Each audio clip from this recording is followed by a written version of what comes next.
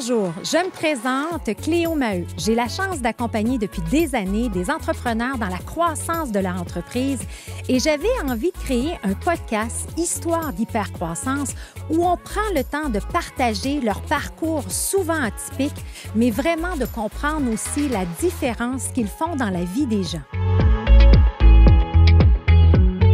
Dans cet épisode, nous recevons Jasmine Marcoux qui va nous parler de la Fondation Garde tes cheveux.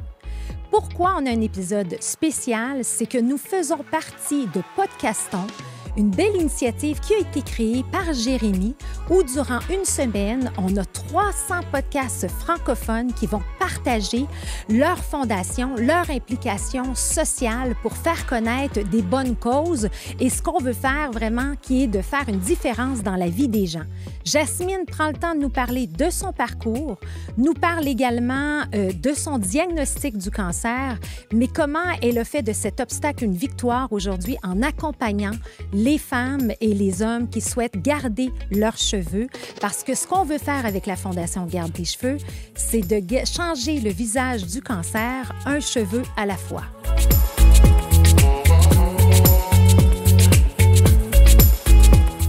Jasmine Marcoux, bienvenue. Merci. Très contente que tu sois ici aujourd'hui. Écoute, on a développé une amitié extraordinaire dans la dernière année. Et on a une même mission commune qui est celle de garder nos cheveux, aider les gens à garder les cheveux en chimiothérapie. On sait que c'est possible. On a fait ça tous les deux.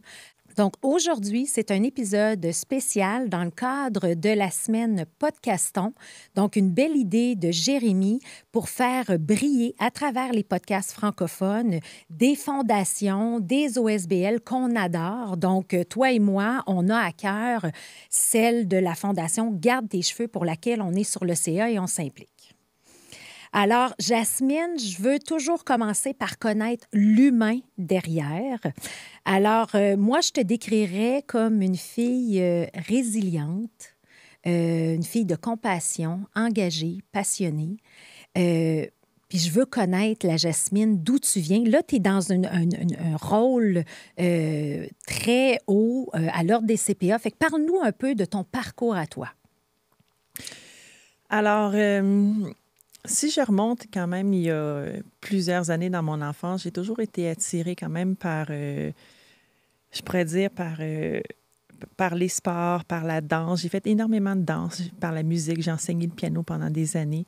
Puis, j'ai toujours été dotée d'une discipline assez exemplaire. Donc, je pouvais combiner à la fois des études enrichies en sciences au cégep, gagner la médaille du gouverneur, mais en même temps, ça ne m'empêchait pas de sortir la veille jusqu'à 3 heures du matin. Mais s'il fallait que je me lève pour mes études à 8 heures le matin, j'étais dans mes études parce que j'avais vraiment à cœur de performer. Donc, j'étais quand même toujours dans l'excellence et la performance. Puis, mais je me suis toujours questionnée à savoir qu'est-ce que je voulais faire plus tard dans la vie. Je sentais pas que j'avais un appel ou une idée précise là, quand j'étais au cégep. Puis, j'avais des bonnes notes à l'époque, donc évidemment, naturellement, je devais aller en médecine. Et donc, j'ai décidé de faire ma preuve par moi-même. J'ai fait mes demandes en médecine. J'ai été acceptée au moment où j'ai reçu mes acceptations dans toutes les facultés de médecine du Québec. J'ai décliné toutes les acceptations. Check. Et là, on m'a reproché que je gaspillais mon talent scientifique et j'ai répondu, bien, si j'ai un talent, je vais l'utiliser dans d'autres choses. Alors, c'est alors que j'ai décidé d'aller à HEC. J'avais aucune idée. J'avais trouvé l'école vraiment chouette. Je me voyais étudier là-dedans, mais j'avais aucune idée de ce que je voulais faire. Donc, mais vraiment, mon intention, c'est de me dire, je vais choisir quelque chose qui va m'ouvrir énormément de portes parce que je ne voulais pas être confinée dans quelque chose puis coincée. Donc, j'ai commencé en administration, tout simplement. Et puis, en deuxième année, j'ai été recrutée par un grand cabinet comptable. Puis je me suis dit, bon, tiens, je vais aller faire mon type de CPA, mais j'avais aucune idée. J'avais une certaine, attirance, facilité avec les chiffres, mais pas plus que ça. Puis pourquoi pas la médecine? Tu sais, qu'est-ce qui t'attirait pas du côté scientifique, dans le fond? En fait, ma vraie raison à l'époque, j'avais une phobie du sang. J'avais une phobie du sang. Puis ma sœur était en médecine. Ma sœur, elle a 2 ans plus que moi, elle était en médecine. Puis je voyais ce qu'elle étudiait. Je voyais aussi le rythme des études. Puis pour moi, il y a l'équilibre entre mes amitiés, entre ma vie, mes intérêts, j'avais besoin de ça, puis je voyais pas que c'était possible aussi Oui, avec c'est ça. vrai. Ouais. Donc, on dirait que je le sentais que j'allais pas être heureuse de ce côté-là. Fait que tu t'en vas au HEC Oui. et là, tu es recrutée par un cabinet. Oui. Et puis, à ce moment-là, ben, je commence, je pense après 2 ans dans le cabinet comptable, on m'a déjà désignée comme étant la personne qui devait donner du coaching puis de la formation aux juniors qui rentraient. Donc, tranquillement, j'ai commencé à avoir un intérêt vers l'enseignement, vers l'accompagnement. Alors, j'ai fait mes études, donc j'ai obtenu mon titre de CPA dans les temps, là, en 3-4 ans. Et puis, j'ai continué de travailler chez Price pendant, à l'époque, c'est PricewaterhouseCoopers. Et puis, j'ai travaillé là pendant 4 ans, puis j'étais responsable justement de donner la formation junior, mais je sentais que j'avais besoin de faire autre chose. Puis soudainement, une de mes anciennes collègues, je me rappellerai toujours d'elle, elle m'a dit, Jasmine, j'ai vu un poste à l'ordre, c'est pour faire le rayonnement, la promotion de la profession, faire des conférences, te promener dans les universités, te promener dans les écoles, parler de la profession. Je dis, OK, je m'en vais faire ça. Fait que j'ai complètement défroqué de la comptabilité à cette époque-là. Puis dans ma tête, je me disais, je vais faire ça 2 ans, puis je vais y revenir. Ça fait 20 ans que j'en suis partie, puis clairement, je ne reviendrai pas en arrière. Tu ne reviendrais pas en arrière. Non. Fait qu'aujourd'hui, c'est quoi ton titre à l'ordre? Mais en fait, je suis rendue vice-présidente accès à la profession. Donc, je suis responsable de toute la relève de la profession, dans le fond. Là. Donc, c'est un gros défi en ce moment.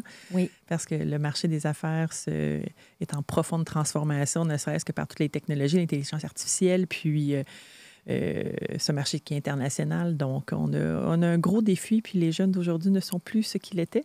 Oui. Donc, faut s'adapter, j'imagine, aussi. Hein? Il faut s'adapter. En fait, c'est plutôt nous à s'adapter à eux et non l'inverse maintenant. Donc, oui. C'est intéressant. Fait que ça fait 20 ans. Oui. Et ce désir-là d'accomplir de grandes choses, je pense, ça donne ce volet-là aussi, tu sais, d'avoir une influence, d'avoir un impact dans ton cadre professionnel. Oui.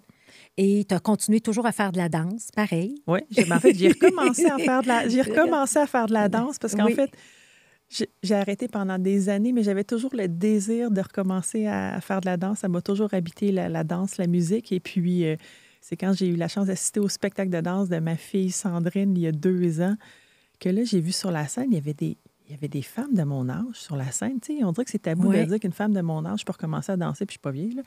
Mais, et là, je me suis rembarquée dans la danse et puis vraiment, là, je m'y retrouve. J'adore ça. Puis je vais encore faire un spectacle de danse cette année. Et, super. Puis on a la belle Sandrine qui est avec nous aujourd'hui en studio, qui nous regarde. Fait qu'on c'est le fun, ça. Fait que c'est une belle complicité mère-fille aussi. Oui, tout à fait. Fait qu'on est dans la profession. Fait que là, on comprend un peu ton parcours professionnel, mais naturellement, tu as toujours été dans coacher, puis tu as occupé différentes fonctions. Oui. Et ça a été quoi un peu le parcours à l'ordre?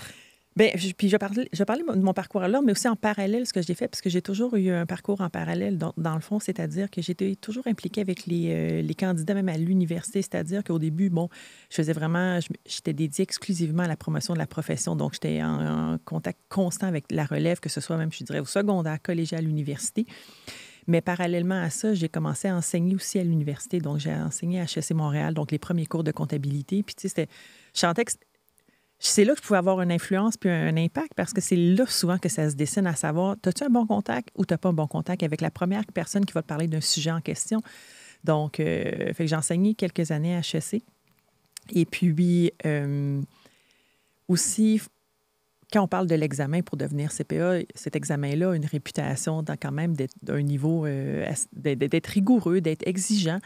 Et puis, malheureusement, c'est pas tout le monde qui le réussisse du premier coup. Et donc, j'ai commencé à faire du coaching privé. Et j'ai accompagné pendant plus de 10 ans tous les candidats qui étaient en reprise à l'examen. Et puis, de voir que pour ces personnes-là, puis j'ai accompagné plusieurs personnes vers la réussite. Puis, je pense que je ne réalisais pas à l'époque à quel point que mon implication auprès de ces personnes-là avait un impact, mais c'est par la suite que j'ai compris. Puis encore, des gens me reviennent me voir et me disent « Hey, Jasmine, là, c'est toi qui m'as coachée. » Puis j'en ai connu, je ne me rappelle plus, j'en ai tellement accompagné, mais il dit « Hey, c'est grâce à toi que j'ai passé. Oui. » Puis en même temps, je me rappelle que ce coaching-là, c'était pas juste de dire, on faisait pas juste de la comptabilité, là. On jasait, là, c'était une demi-heure de comptabilité là, pour comment s'organiser à l'examen, mais une demi-heure comment ton mental, comment te préparer, c'est quoi ton mindset. Tu sais, fait que j'étais toujours dans l'accompagnement, j'étais toujours dans le coaching, puis on dirait que pour moi, c'est... Plus je donne, plus je vois que ça a un impact avec ces personnes-là, plus ça me nourrit et plus je vais en faire encore plus. Mais Donc, ça donne du sens. Ça donne du sens. Donc, fait que, parallèlement à ce que je faisais à l'ordre, j'ai commencé à faire tout ça en parallèle. Donc, j'étais énormément impliquée. Donc, moi, c'était avec HEC Montréal principalement, mais en même temps, toutes les universités sont bonnes, mais moi, bon, j'avais mon alma mater, c'est HEC Montréal. Et puis, mais graduellement, alors, par la suite, je suis devenue une directrice adjointe. Donc là, je m'impliquais plus dans trouver des stages pour des candidats, comment gérer l'examen. Donc, puis par la suite, je suis devenue directrice. Je m'occupais de la fondation également à l'époque, la fondation des CA. Et puis, après toutes ces années-là, j'ai été vraiment impliquée maintenant j'étais impliquée dans le programme de formation. Donc, concrètement, comment enseigner à ces jeunes-là, comment leur inculquer puis faire en sorte qu'ils développent toutes les compétences, autant techniques, mais les compétences aussi, toutes les autres compétences qu'on a besoin pour œuvrer dans le monde des affaires. Et puis, ça m'a amenée aujourd'hui à ma récente nomination comme vice-présidente à l'Accès à la profession. Ouais. Ben, j'aime ça. Félicitations. Moi, je suis fière de toi, mon ami. Ben oui, moi aussi. C'est le fun. Alors, on a ça. Et là, à travers tout ça, tu as fait un MBA. Oui, hein? tout à fait. C'est ça, encore un MBA. Oui. Fait que tu as peaufiné tes études. Oui. On voit que tu es une femme assez intense et passionnée qui est capable de faire une multitude de choses. Oui. Mais tout à coup, en 2021, tu reçois le diagnostic d'un cancer du sein. Oui. Alors, parle-nous-en un peu. Ça me rappelle, en effet, des souvenirs particuliers parce que je ne suis pas une personne hypocondriaque, mais j'avais senti une bosse dans mon sein droit. Puis, immédiatement, je pense, comment je pourrais dire, on coupera ce bout-là, on le recommencera. J'avais senti une bosse dans mon sein droit, puis immédiatement, j'ai senti qu'il fallait que j'investigue cette bosse-là. Mais pourtant, je ne suis pas hypocondriaque. Donc, d'habitude, j'aurais passé outre, puis bon, je ne m'en serais pas fait. Donc, j'ai la chance d'avoir un contact rapide avec mon médecin. Elle me dit, bon, on va t'envoyer passer une mammographie, qui était en fait ma première mammographie, parce qu'à l'époque, j'avais 41 ans. Donc, je passe à ma première mammographie. On m'appelle, tout est beau, tout est correct. Mais on va juste faire une échographie juste au cas où. Et c'est là que tout est parti en vrille. Donc, les résultats de l'échographie, finalement, étaient moins beaux qu'on pensait. On m'envoie en biopsie. Et je me rappellerai toujours, c'était le 14 décembre 2021. Je faisais un lunch de Noël en virtuel avec mon équipe sur Teams. Je reçois un appel numéro privé. On me donne un rendez-vous avec une chirurgienne oncologue que j'avais jamais entendu parler.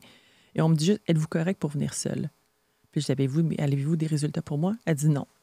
Alors là, j'ai appelé mon médecin. C'était en pleine pandémie, il faut se rappeler. On est en pleine pandémie. Là, on ne sort pas de la maison. Et là, je texte immédiatement mon médecin, puis elle me dit, on t'a déjà appelé? Je dis oui. Je dis, c'est un cancer? Je dis oui. La première question que j'ai posée, je dis, est-ce que je vais mourir? Elle dit non. Je dis, OK, on va parler maintenant. C'est ça, c'est la première affaire qu'on pense. Oui, c'est ça, exactement. Oui. Alors là, tu vas à ce rendez-vous-là. Ouais. Et là, qu'est-ce qui se passe? Parce que, tu sais, dans le fond, puis là, on est dans le cheminement de garder tes cheveux. On s'en va vers ça. C'est le but de notre discussion aujourd'hui. Ouais. Mais là, tu t'en vas faire ton opération. C'est ça? C'est quoi les étapes? En fait, les étapes, dans le fond, là, finalement, ce fut 6 jours après, le 22 décembre, que là, on me confirme mon diagnostic. Puis, à ce moment-là, c'est sûr que la seule personne qui était le plus importante dans ma tête, c'est Sandrine, qui est ici avec nous en studio aujourd'hui. Oui. Mais c'était à elle que je pensais en me disant, je vais tout faire pour être là le plus longtemps possible avec elle. C'est impossible que je guérisse pas. Puis, mais en même temps, j'avais pas d'inquiétude mais dans ma tête, le cancer, à l'époque, c'était je vais avoir une opération, puis après ça, c'est fini, puis on n'en parle plus. Puis même au début, je voulais même pas en parler à Sandrine. Je voulais pas lui dire. Oui. Mais là, bon, première opération, ça se passe très bien. Puis, tu sais, c'était une opération, on retire simplement la masse. Donc, 2-3 jours après, ni vu ni connu, tout était beau. Et là, mais comme tu le sais, on finit par passer plusieurs tests. Puis là, on attend les résultats à savoir, est-ce qu'on a réussi à retirer toute la masse? Puis finalement, c'est quoi ton type de cancer? Puis est-ce que tes ganglions sont atteints? Et puis là, quelques semaines après, je pense 3-4 semaines après, je revois ma chirurgienne oncologue. Je me rappellerai encore, j'étais assise dans le corridor avec elle, puis elle me remet ma feuille et il me dit, il va falloir que tu fasses de la chimio. Puis là, dans ma tête, je dis, non, mon cancer est terminé. Non. Là, j'embarquais vraiment dans la vraie game du cancer. Parce qu'avant ça, je pense que je n'avais pas réalisé. Pour moi, c'est une opération, c'était terminé. Là, j'embarquais dans une autre game, la chimio. Et là, aussitôt, elle me dit, oui, mais tu peux garder tes cheveux. Donc, j'avais même pas eu le temps de mentionner ma crainte de voir mon apparence se transformer, qu'elle me mentionne d'emblée. C'est elle qui te l'a mentionné. T'es chanceuse, parce que nous autres, moi, ils m'ont dit, tu vas faire de la chimio, tu vas perdre tes cheveux. Deuxième phrase. Donc, Wow. c'est Dr. Stéphanie Wang qui, pour moi, a été, comment dire, qui est à l'origine de tout ça, finalement, qui m'a permis de connaître cette fondation-là, de te connaître toi, Cléo, puis en même temps de traverser le cancer avec une attitude tellement différente. Là. Oui. Alors là, tu apprends que tu vas faire de la chimio. Oui. Et le type de chimio qu'on a fait, nous, c'est une chimio qui est assez forte, Oui. donc une des plus fortes. Oui. Et ce qu'ils nous disent pas non plus, les médecins, à ce moment-là, c'est que tu peux faire de l'alopécie, donc une perte de cheveux permanente, Oui. jusqu'à 10 à peu Oui. près, Oui. donc des plaques. Mais les médecins ne disent rien de tout ça. Oui. Puis ils disent, c'est pas grave, tu vas passer au travers, ça va repousser tes cheveux. On va te soigner. T'sais. Et là, c'est toi puis moi, je pense que dans notre intensité, on creuse un petit peu et on découvre. Donc, c'est à ce moment-là, je pense que tu découvres Sophie Reiss et la Fondation, Sophie Trusdale-Ménard, exact? Parce qu'en fait aussi, comme on retourne en pandémie, je décide donc de faire les casques réfrigérants, mais à l'hôpital, on m'interdit un accompagnateur. Et là, me faire dire non, pour moi, n'était pas une option. Alors, j'ai dit, d'accord, je ferai donc les casques seuls. Mais il faut savoir que faire les casques réfrigérants seuls est une tâche pas impossible, mais extrêmement ardue. Ne serait-ce parce qu'en chimiothérapie, on reçoit évidemment beaucoup de médicaments qui peuvent nous endormir. Bref, c'est limite inhumain, mais j'étais déterminée à les faire coûte que coûte. Puis en fait, je voulais prouver mon point aussi. Là. Un non n'est jamais un non pour moi. Donc, je me présente donc à mon premier traitement à l'hôpital, seule. Mais c'est là que, sur les réseaux sociaux, je suis tombée par hasard sur Sophie Reiss et elle faisait les casques en même temps que moi. Elle venait de débuter quelques journées, je pense auparavant. Elle était dans un autre hôpital et elle avait le droit d'avoir un accompagnateur. Donc, pour moi, c'était un peu, là, c'était mon inspiration de me dire pourquoi dans un autre hôpital, dans la région montréalaise, ils ont droit à un accompagnateur, alors que moi, dans un autre hôpital, je n'ai pas le droit. Vous ne pouvez pas me le refuser. Donc, ça a été un peu ma motivation encore plus à pousser pour avoir le droit à un accompagnateur. Mais bon, finalement, c'est la nature qui a parlé pour moi parce que premier traitement, je fais une réaction allergique, j'arrête de respirer après 30 millilitres du produit.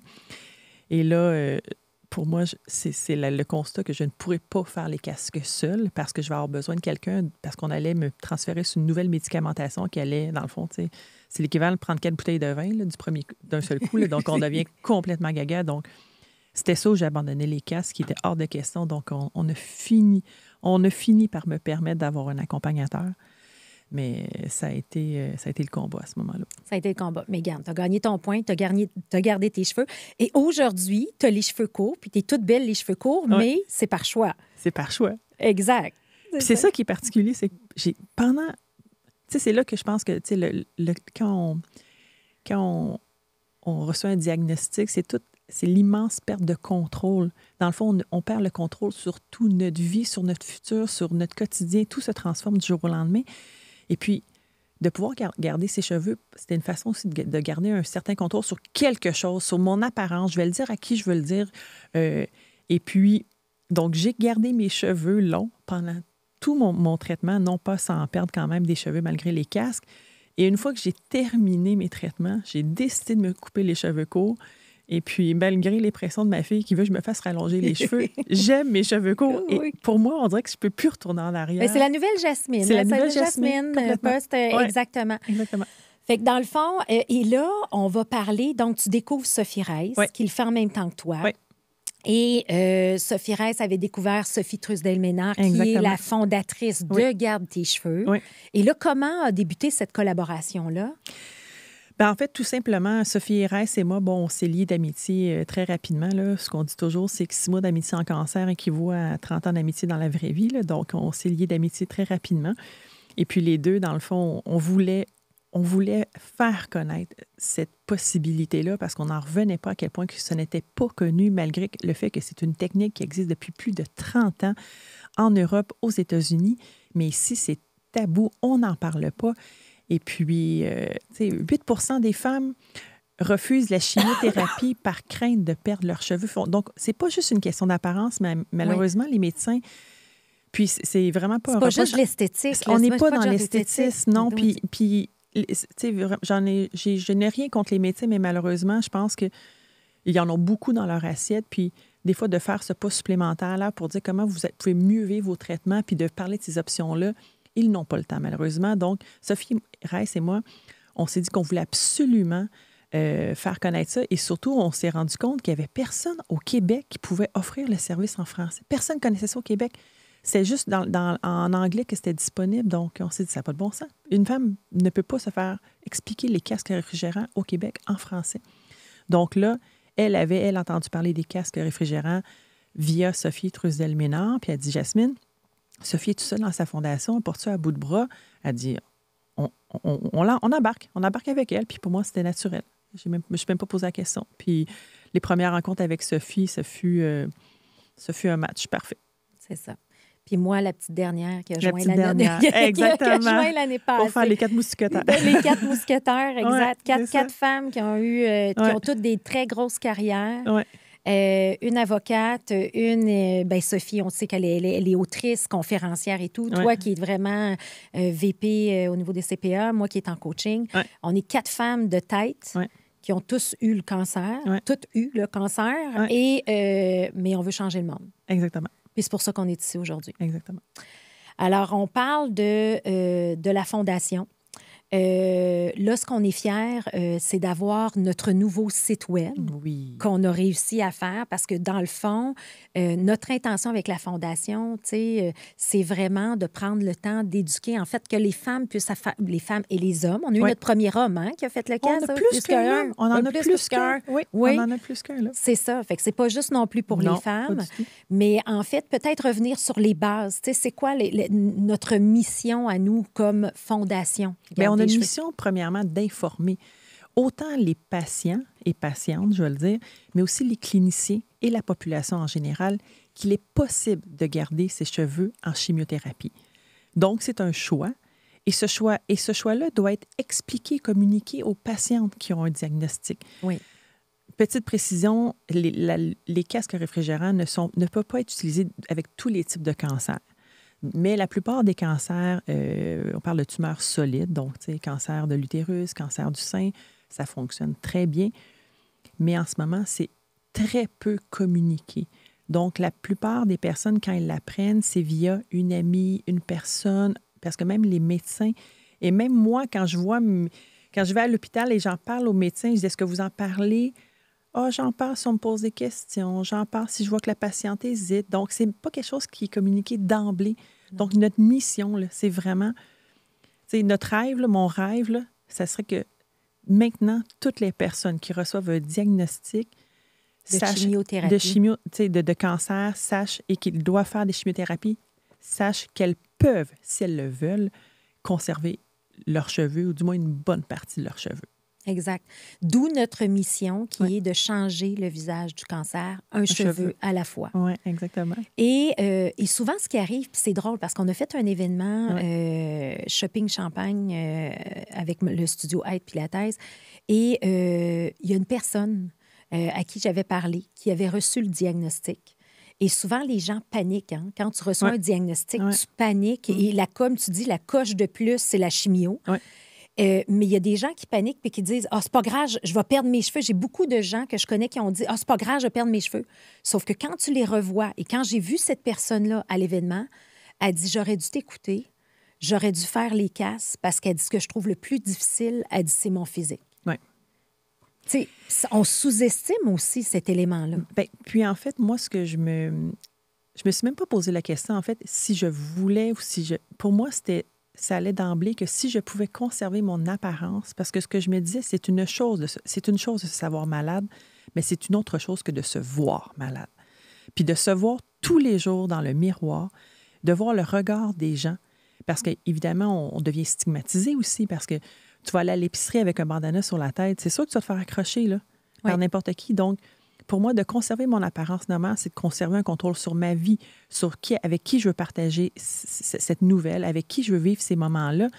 Donc, c'est vraiment là, et ça peut avoir vraiment un plus grand impact qu'on pense, ne serait-ce que pour l'adhésion au traitement, parce que aussi, ça change ton moral, ça change ton attitude, ton mindset. Donc, on sous-estime, puis malheureusement, il n'y a peut-être pas des études encore qui ont démontré à quel point que de conserver une apparence normale peut favoriser peut-être une guérison. On ne le sait pas, puis je lance ça dans les airs, mais je suis convaincue que ça a un impact plus grand qu'on estime. Puis il y a une autre chose aussi qui est intéressant, c'est que, en fait, tu l'as dit tantôt, c'est que tu perds tellement le contrôle dans toute cette aventure-là que d'avoir fait les casques aussi, nos conjoints étaient comme contents parce qu'ils pouvaient nous aider Exactement. et contribuer à notre guérison. Puis mon chum, il me regardait et il dit, c'est grâce à moi qu'elle a ses cheveux. Exactement. Ça faisait tellement une belle esprit d'équipe. Ouais. Il venait avec moi, il se préparait à 5 heures, il était comme fier de ça. Il a fait qu'on sous-estime ça aussi, au lieu d'être sur la chaise à moitié morte à recevoir tous tes traitements. Puis, tu sais, quand j'accompagne les femmes en ce moment, quand je les éduque, souvent, je leur dis, bien, vous allez avoir besoin d'une personne qui va vous accompagner. Puis le premier réflexe, c'est « Ah, mais je ne veux pas demander ça à personne. Je veux pas imposer ça à personne. » Et là, ce que je leur réponds toujours, je dis « Vous savez que tout le monde autour de vous en ce moment veulent vous aider, mais ils ne savent pas comment le faire. » Exact. Donc, si vous leur demandez de l'aide, là, vous ne savez pas à quel point ils vont se sentir avec vous dans cette aventure et que ça va leur faire du bien, qu'ils vont sentir que d'avoir un impact pour eux va leur faire autant de bien qu'à vous. Donc, laissez-vous aider pour une fois. Oui. Mais tu sais, puis ça, je pense que c'est un peu la femme aussi, la femme qui est la super-héros, qui a l'habitude de tout faire, tout le monde. Alors que là, je veux dire, pour une fois, là, laissez-vous aider, puis vous redonnerez au suivant la prochaine fois. Exactement, tu as tellement raison.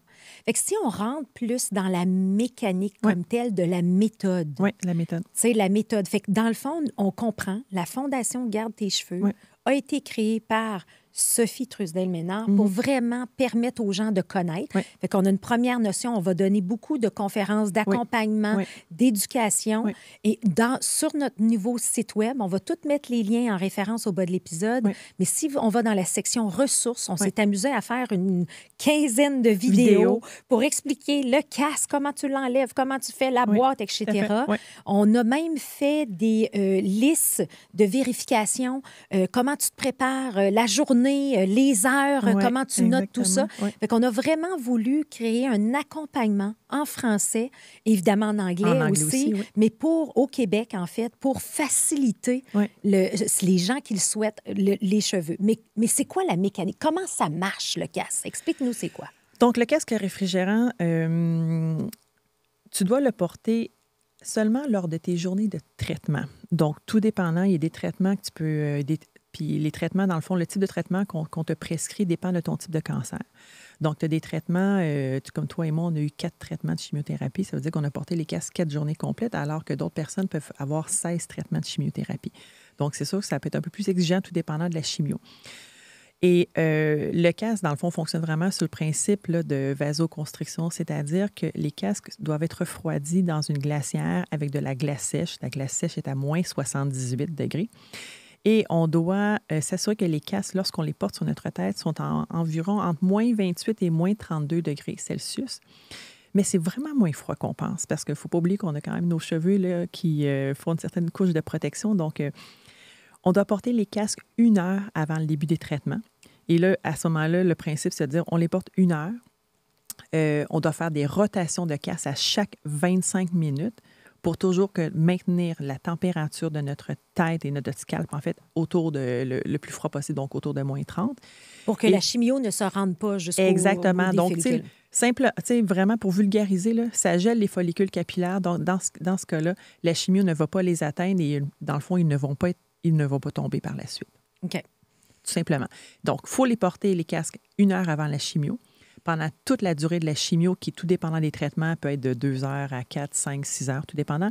Il faut les porter par la suite un autre 4 à 6 heures, le temps que la chimio termine, de circuler dans ton corps. Donc, ce sont quand même des longues journées. Puis, il ne faut pas oublier qu'on fait des rotations de casque à toutes les 25 minutes. Donc, on peut... Moi, je me rappelle, là, je faisais environ entre 25 et 30 rotations de casque par jour. Oui. Donc, c'est exigeant. Mais... je dirais, c'est les 8 premières minutes qui sont les plus difficiles parce qu'après ça, tu as la tête gelée puis après ça, tu passes à d'autres choses. Mais tu m'avais tout le temps dit, tu m'as dit ça au début quand tu m'as coaché, puis en fait, je t'en remercie parce que c'est toi qui m'as accompagnée pour les casques. Puis tu as été, tu sais, puis justement, quand je regarde ton parcours d'accompagnatrice, tu as tellement été bonne et rassurante, Jasmine. C'est un don que tu as, je te le dis, là, tu es exceptionnelle. Merci. Et quand tu m'as accompagnée, tu m'as dit, regarde Léo, là, c'est comme manger un Mr. Freeze, là, ça va te geler le cerveau, là, les 3-4 premières minutes, puis après, ça va passer. Ça va aller. Mais tu sais, c'est ça. Tu as été hyper rassurante. Fait que les gens qui veulent le faire, faut pas avoir peur du froid. Tu sais, tu t'habitues. Tu t'habitues, puis je pense aussi au début, là, quand on reçoit la glacière avec la boîte, puis on lit les manuels, ça semble complexe. Puis à un moment donné, j'ai dit, là, c'est comme apprendre à laver l'eau, là. Une fois que tu l'as fait une fois, là, c'est hyper mécanique. Là. Oui. Tu mets des caisses dans une glacière, tu fais une rotation, tu t'assures que c'est la bonne température, tu les mets sur ta tête, puis ça se met en 30 secondes, même pas. Exact. Donc, une fois que tu l'as fait une fois, là... Hey, je te raconte une anecdote. Ma première journée de chimio. Et là, on décide de prendre l'autoroute pour retourner à Blainville. Et là, moi, je calculais le temps. Tu sais, je mettais toujours ma montre pour qu'elle sonne. Et là, on est pris dans le trafic de Décarie, OK, à la fin de la journée. Et là, Éric prend la voie de service. Mais là, il était comme rendu 32 minutes. Et là, je panique. J'ai dit, c'est pas vrai que je viens de faire 30 changements de casque puis que je manque mon dernier, là. Tu sais, Alors là, on arrête 4 flasheurs sur la voie de service de Décarie. On se fait klaxonner. Là, je sors dehors, j'ai le casque. It's an emergency! It's an emergency! Là, on change le casque sur la voie de service. Mais tu sais, juste ces moments-là, on en rit encore, tu sais. Puis là, on s'est dit, c'est pas grave. OK, la prochaine fois, on va passer par la ville, tu sais. Ça va être facile d'arrêter. Fait que là, on avait nos points. On arrêtait 2 fois pour se rendre à la maison. Mais en même temps, il y a comme une aventure là-dedans qui est le fun, puis on s'en rappelle, puis on le vit ensemble, tu sais, on le vit avec la personne qui nous accompagne. Exactement, puis en même temps, ce que je dis aussi aux patientes, puis je l'utilise au féminin, là, mais il peut y avoir des hommes, ça change le focus de la maladie. Oui. Ce que je dis toujours, c'est que quand tu fais les casques, premièrement, ça t'occupe. Tu ne penses qu'à ça. Oui. Et entre chacun de tes traitements, ta nouvelle religion devient tes cheveux. Oui. Parce qu'évidemment, il faut que tu aies des soins particuliers. Là, tu élimines tout ce qui est source de chaleur. Donc, pas de séchoir, pas de douche à l'eau chaude, pas de teinture. Donc, fait que ta nouvelle religion devient tes cheveux. Tes cheveux. Donc, veux pas, moi, pour moi, là, ça m'a vraiment changé le focus. Oui. On dirait que j'étais plus juste dans la maladie. J'étais dans je veux conserver mes cheveux. Donc, à ce moment-là, pour moi, ça a aussi cet avantage-là que ça te met dans une espèce d'une autre mission différente. Tellement. Puis, c'est ce qu'on m'a rapporté en me disant aussi, c'est vrai, Jasmine, que ce que tu m'as dit, on dirait qu'on finit par oublier qu'à l'origine de tout ça, il y a un cancer. Parce que là, c'est plus ça, là, en ce moment important, c'est garder le plus possible mes cheveux. Mes cheveux, exactement. Donc, puis c'est pour ça que non seulement on a un site avec les ressources, mais on a aussi une communauté sur Facebook où les femmes vont échanger entre elles sur les meilleures pratiques. Donc, de Garde tes cheveux, parle-nous un peu de cette communauté. C'est la communauté Garde tes cheveux sur Facebook. Puis au début, je pense qu'il y a 2-3 ans, quand on l'a créé, là, on était vraiment là, quelques femmes. Et puis maintenant, là, je pense que ça a plus que... On est au plus de 200 femmes, dans le fond. Et ce sont toutes les femmes qui ont fait les casques réfrigérants dans les 2-3 dernières années.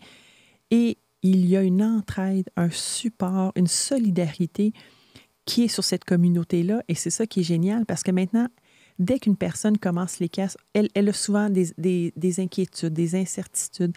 Elle questionne la communauté. Et là, les réponses là, défilent à une vitesse là, comment dire, là, incroyable. Et c'est là que, dans le fond, on a créé le mouvement. Oui. Quand on a parti la fondation puis la communauté, on se sentait un peu seul à propager, je pourrais dire, cette bonne nouvelle-là. Mais là, maintenant, on est en train de créer des petits.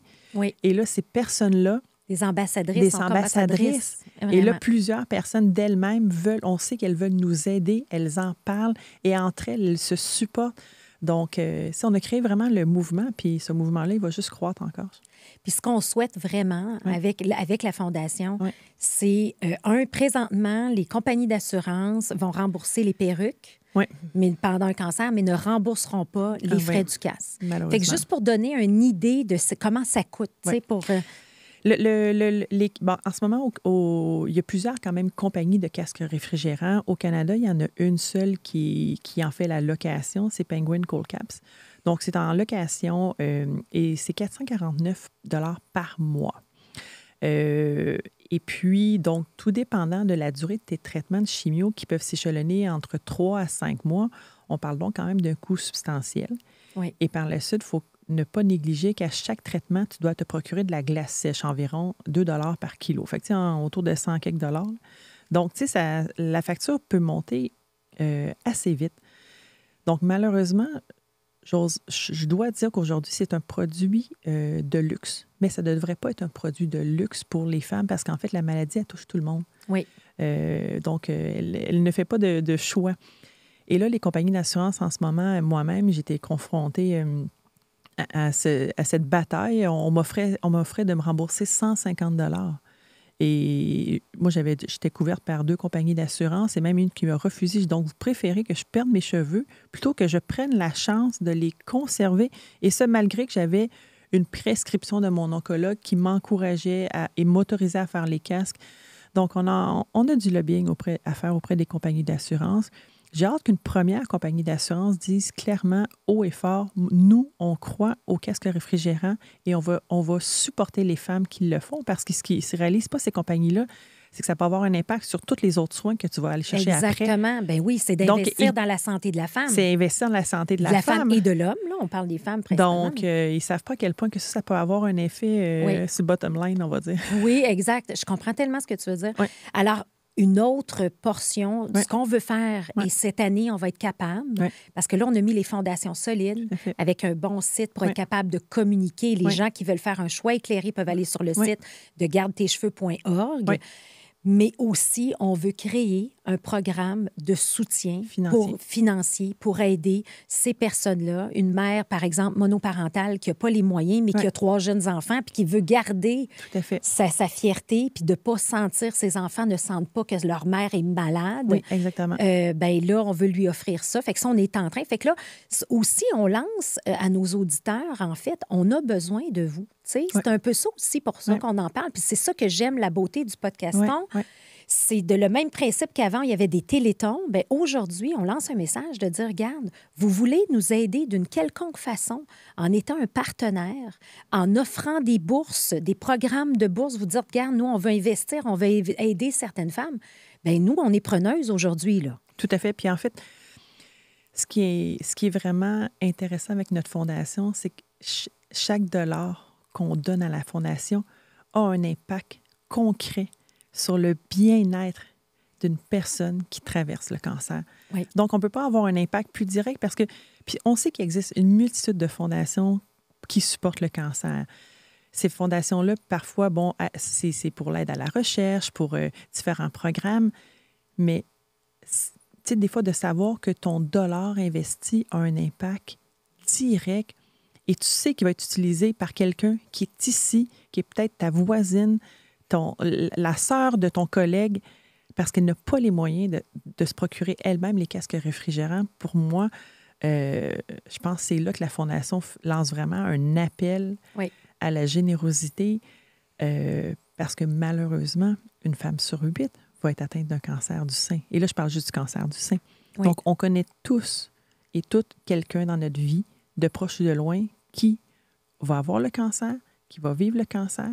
Donc, il ne faut pas attendre que ça se rapproche trop de nous pour dire qu'on veut contribuer à la cause. Exactement. Il faut le faire exactement. Oui. Et là, en fait, même, je pense à la super photographe, notre amie Sonia Davio, qui, elle, donnait, donnait à une fondation, puis elle dit, écoute, j'ai le goût d'embarquer avec vous parce qu'il y a le côté esthétique, faire que les femmes se sentent bien, et on va faire des événements avec elles.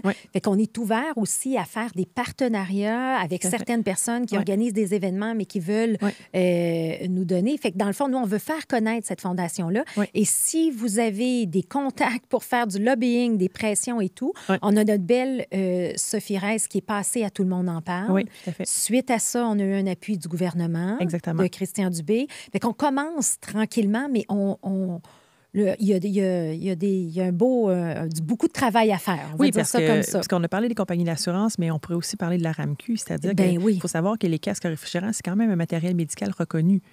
Donc, en ce moment, ça pourrait être éventuellement, il faudrait éventuellement que ça puisse être reconnu par la RAMQ. Parce que ce qu'on mentionne pas peut-être, puis je peux en parler rapidement, c'est qu'il y a 2 hôpitaux en ce moment qui offrent les casques, mais malheureusement, c'est difficile pour eux, de par la logistique et de par le contexte, de suivre le protocole qui permet de maximiser le succès et l'efficacité des casques réfrigérants. Parce qu'évidemment, une fois que la patiente a terminé son traitement, on doit céder la chaise pour la prochaine patiente. Donc, on ne peut pas faire tout sur le protocole tel que prescrit. Donc, souvent, ça fonctionne pas. Ça ne fonctionne pas. Et là, ça crée malheureusement une mauvaise réputation sur l'efficacité des casques réfrigérants. Donc, en ce moment, ce qu'on recommande aux patientes, si elles veulent le faire, de les louer par elles-mêmes. Mais c'est sûr que dans un... Et je lance même une autre idée aussi de... Toute la logistique de la glace sèche est quand même complexe en ce moment. Oui. Donc, dans un monde idéal, on aurait des congélateurs biomédicaux et là, toutes les patientes pourraient arriver avec leur casque dans les hôpitaux, mettre leur casque dans des congélateurs biomédicaux et ça pourrait vraiment faciliter la vie des personnes qui font les casques. C'est ça. Mais encore là, les hôpitaux, tu sais, comme je dis, moi, j'ai eu mon diagnostic. La deuxième phrase qu'on m'a dit, c'est que tu vas faire de la chimio, tu vas perdre tes cheveux. Oui, c'est ça. Puis quand le médecin m'a revu 1 mois plus tard, il m'a dit, t'as-tu une perruque? J'ai dit non. J'ai dit, j'ai gardé mes cheveux. J'ai fait, garde tes cheveux. Puis on dirait que ça ne compute pas. Là. Non. C'est comme, ils veulent pas. C'est comme, je vais te soigner ton corps malade, mais l'aspect émotionnel dans tout ça, ça n'a aucune importance. Alors que pourtant, ça fait partie de la mission. Ça fait partie de la mission du corps hospitalier d'améliorer la qualité de vie des patients. Oui. Oui, mais en même temps, là, moi, je vais donner mon grain de sel. Ici, on est plus dans un sick care qu'un health care. Exact. Ils vont te soigner quand tu es vraiment malade. Oui, c'est ça. Tu vas avoir des très bons services, ouais. mais on n'est pas du tout en préventif. Non, on n'est pas du tout... on ne pousse pas plus loin. Là. On n'est pas dans la santé. Non, là, puis on pourrait parler d'ailleurs aussi de l'élément qui, en ce moment, pour plusieurs femmes, doivent se battre pour obtenir une mammographie envers 50 ans, malgré le fait qu'ils peuvent avoir des antécédents de cancer du sein dans leur famille, alors que cet âge-là devrait être minimalement 45 ans, idéalement 40 ans. Et si on regarde aux États-Unis, c'est 40 ans. Exactement. Et le reste du Canada, Ontario vient d'approuver pour 40 ans. Et le Québec, c'est 50 ans. C'est 50 ans. Alors, si vous êtes une femme, allez-y dans votre quarantaine, s'il vous plaît. Exactement. Puis vos médecins, même si vous disent non, disent regarde, non, je préfère le faire. Fait que pousser la machine, la curiosité, c'est important. Exactement. Fait que moi, je trouve ça... intéressant. Puis juste te dire, pendant mes traitements de chimio, j'ai eu une vie normale. On a été faire du ski de fond ensemble. On est 2 adeptes de plein air, de ski de fond. Je voulais juste pas avoir chaud aux cheveux. Fait que je mettais pas de tuque. C'est comme... fait que ça m'a permis de continuer toutes mes activités comme normales. On voulait juste pas avoir chaud au cuir chevelu, mais on fonctionne... Normalement, on se lave la tête, il y a comme un protocole là, à respecter. Là. 2 jours avant, 3 jours après, c'est quoi? Idéalement, dans le fond, on ne doit pas laver nos cheveux 2 jours avant le traitement de chimiothérapie et 3 jours après. Puis, dans le fond, on finit quand même par dire qu'on doit minimiser les lavages de cheveux parce que c'est ça, dans le fond, c'est à ces moments-là qu'on peut vivre une perte de cheveux parce qu'en même temps, les casques ne garantissent pas qu'on va conserver 100 % de nos cheveux.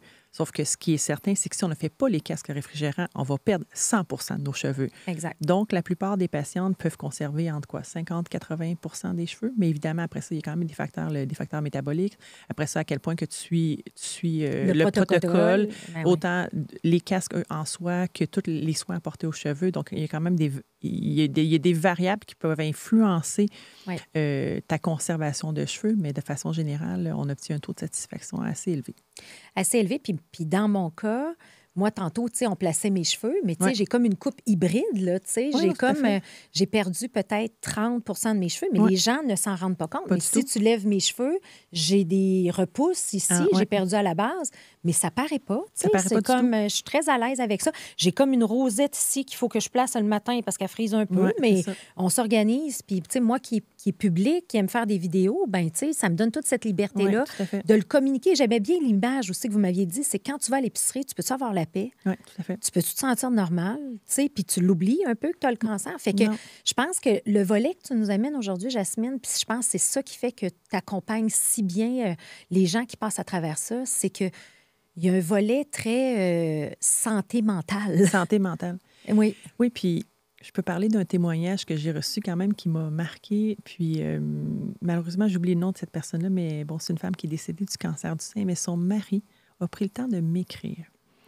Après le décès de sa femme, qui avait fait les casques réfrigérants, dans sa chance ultime de se guérir du cancer, et il m'a écrit pour me remercier, pour me dire « Je me rappellerai toujours de ton enthousiasme et de ton dynamisme et de ton support à faire les casques.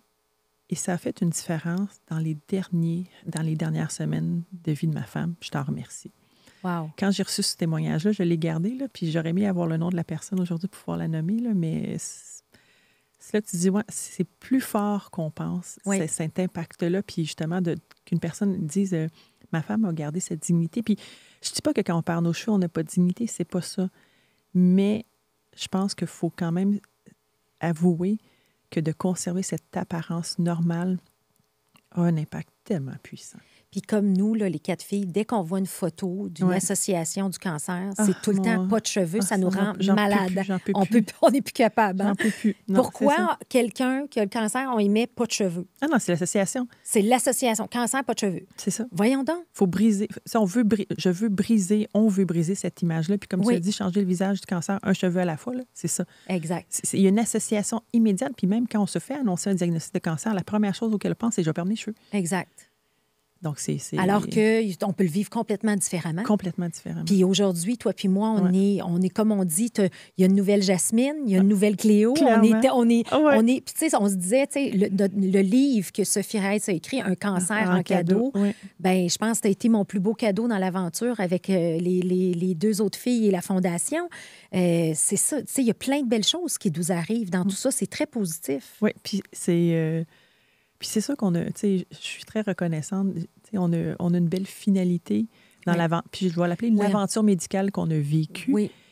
Mais pour tout ce que cette aventure médicale-là m'a apporté au niveau personnel, au niveau professionnel, ce n'est que du positif. Donc, aussi, au risque de me faire lancer des tomates, là, si c'était à revivre, je dirais oui, je le veux. J'étais à la même place que toi. Oui. Moi aussi, j'étais à la même place. Oui. Parce que, en fait, puis je pense que ça va avec la personne que tu es, c'est que tu fais preuve d'une grande résilience dans l'adversité. Oui. Alors, tu sais, puis je pense qu'on devient juste la meilleure version de nous-mêmes. C'est incroyable. Parce que moi, il y a plein de choses. Moi, je suis une workaholic, là, on s'entend. Là. Je travaillais, une performante, tout ça. Ouais. Puis aujourd'hui, bien, attends une minute, là, tu sais, c'est comme, OK, comment je peux prendre soin de moi pour avoir un plus grand impact sur les gens et leur vie. Fait que ça donne un sens beaucoup plus humain à l'aventure aussi. Hein? Bien, en fait, puis on se rend compte, je pense que maintenant, on ne peut plus faire quelque chose si ça n'a pas un sens dans nos vies. Et puis, si ça n'a pas... On a besoin de pouvoir avoir un impact. On veut continuer à avoir un impact, puis dans un esprit d'une, comment dire, je vais l'appeler comme un opportuniste collectif. Oui. C'est-à-dire qu'on veut aider, pas parce que dans le fond, on veut s'engager dans quelque chose de plus grand que soi, puis ce mouvement-là qu'on est en train de créer, qui, je le sais, va devenir plus grand que nous, va tellement faire la différence, puis c'est ça qu'on veut. Oui. Faire la différence. Faire la différence. C'est tellement bon. Fait que si on se rappelle nos 4 piliers d'action de la Fondation, l'accompagnement. L'accompagnement. Fait que ça ressemble à quoi l'accompagnement, mettons concrètement pour quelqu'un là, qui veut passer à travers les casques? Bien, en fait, c'est... et on n'a pas parlé, on a aussi un aide à la prise de décision qu'on a mis sur notre site parce que la plupart des personnes, quand ils entendent parler des casques réfrigérants, comment ça fonctionne, combien ça coûte, ils ont 1001 questions. Donc, juste de pouvoir les aider à prendre une décision, c'est gros, là. Oui. C'est le point de départ, là. Oui. Donc, l'accompagnement, donc c'est tout vraiment le support, répondre à leurs questions. On essaie de répondre aux questions à toutes les personnes qui nous contactent dans un délai de 24 à 48 heures, tout au plus. Parce qu'on sait aussi que souvent que quand tu te fais annoncer un traitement de chimiothérapie, parfois, ça peut commencer dans 3 jours. Oui. Donc, il faut être très rapide. Donc, c'est vraiment d'être là pour répondre à leurs questions, leurs inquiétudes. Et puis, donc, c'est soit nous, puis en ce moment, c'est avec nos bras et nos doigts qu'on répond, mais la communauté aussi est là en renfort. Alors, c'est pour cette raison-là, on sait souvent, aujourd'hui, on a le réflexe d'aller chercher sur le web de l'information. C'est pour ça qu'on a essayé de faire le site le plus complet. Pour que les personnes comprennent concrètement. Mais si jamais ils ont des questions, on a info@gardetecheveux.org. C'est la façon de communiquer avec nous, donc par courriel, pour avoir des informations. Donc, ça, c'est pour ce qui est de l'accompagnement. Bon, évidemment, le partage des connaissances. Si vous êtes au niveau hospitalier, que vous voulez sensibiliser vos gens, on est là pour donner des conférences. On le fait souvent pour d'autres fondations. Donc, et puis, j'ai eu la chance d'organiser différentes rencontres avec plusieurs hôpitaux au Québec aussi, avec des départements d'oncologie, justement pour leur expliquer comment ça fonctionne, les casques réfrigérants, avec différentes fondations d'hôpitaux aussi. Donc, on est toujours disponible et sur demande pour justement partager cette information-là aussi. Là. Oui.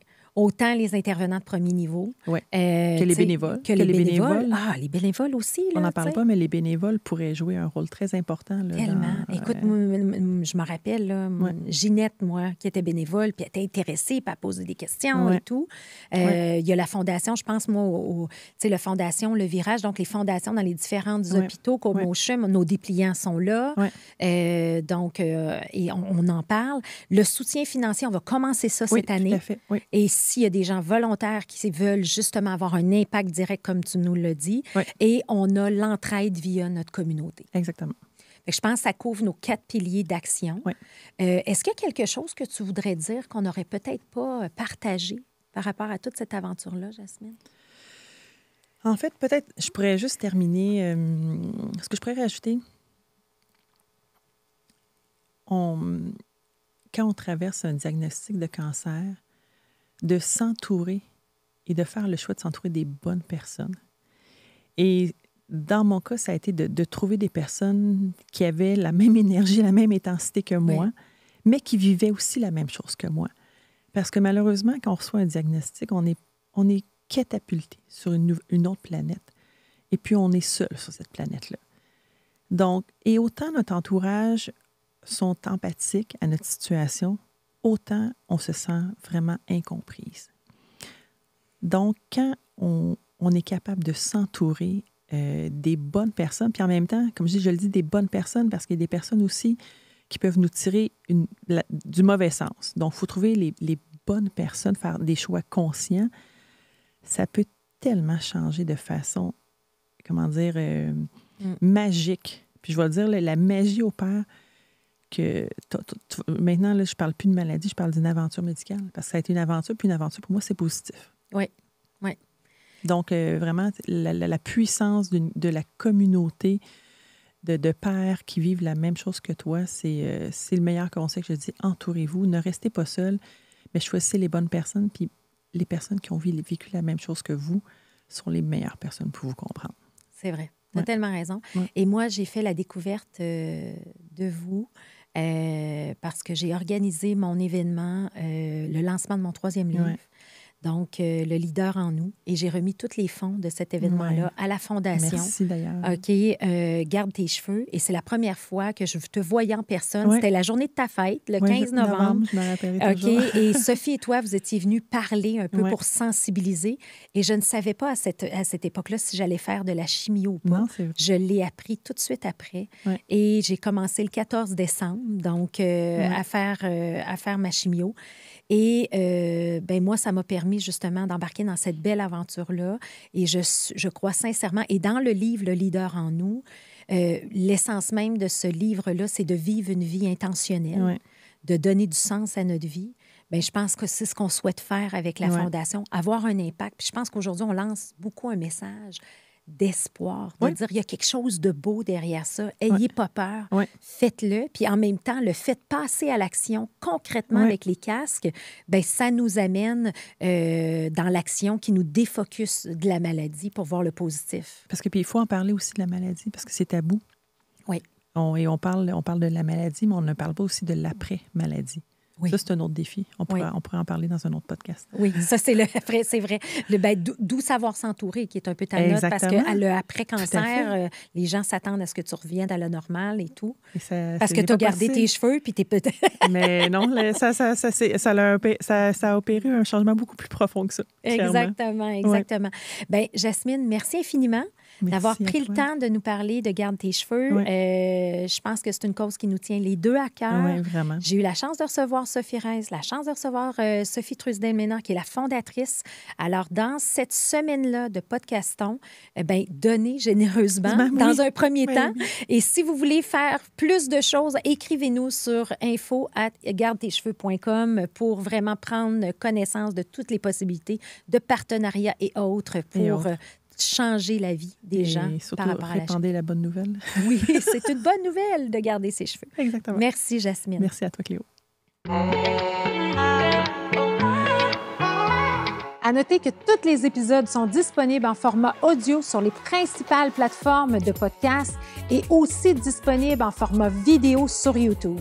Si ce podcast vous a inspiré, sachez que vous pouvez retrouver tous les outils utilisés par ces entrepreneurs à travers une boîte à outils que j'ai cumulée au fil des années.